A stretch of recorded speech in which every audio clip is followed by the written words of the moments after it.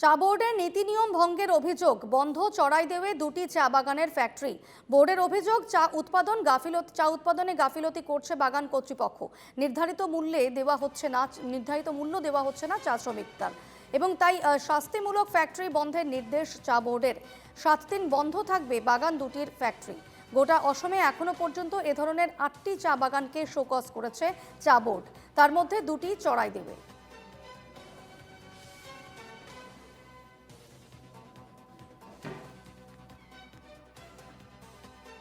দুটা চাহ ফেক্টরি চাহ বোর্ডে 4 মে'ৰ পৰা 11 তাৰিখলৈকে বন্ধ কৰাৰ ব্যৱস্থা কৰিছে।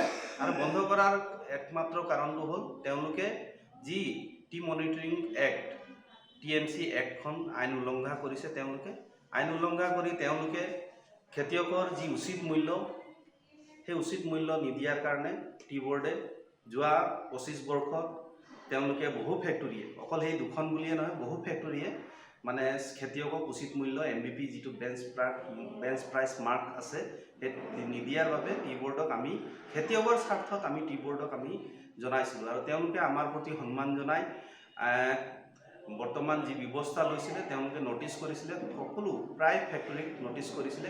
তাৰে ভিতৰত যিকেইজনে হিয়াৰিঙত নগ'ল বা তেওঁলোকে উপযুক্তভাৱে তথ্য দিব নোৱাৰিলে, তাৰে চৰাইদেউ জিলাত 2খন ফেক্টৰী, গৌতম টি ফেক্টৰী আৰু সুন্দৰপুৰ টি ফেক্টৰীক এটা ব্যৱস্থা লৈছে যে 4 মে'ৰ পৰা 11 তাৰিখলৈকে তেওঁলোকে পাত মেনুফেকচাৰিং কৰিব নোৱাৰিব। আৰু তেওঁলোকে যদি এই MBP দিয়াৰ ব্যৱস্থা সম্পূৰ্ণৰূপে কৰিব নোৱাৰে, অনাগত দিনত তেওঁলোকৰ ওপৰত সন্তাৰ দাবীৰ জৰিয়তে তেওঁলোকক আকৌ পুনৰ তেওঁলোকক বিহিত ব্যৱস্থাৰ কাৰণে TMC আইনৰ অধীনত তেওঁলোকক বিহিত ব্যৱস্থা লোৱাৰ ব্যৱস্থা গ্ৰহণ কৰা হ'ব।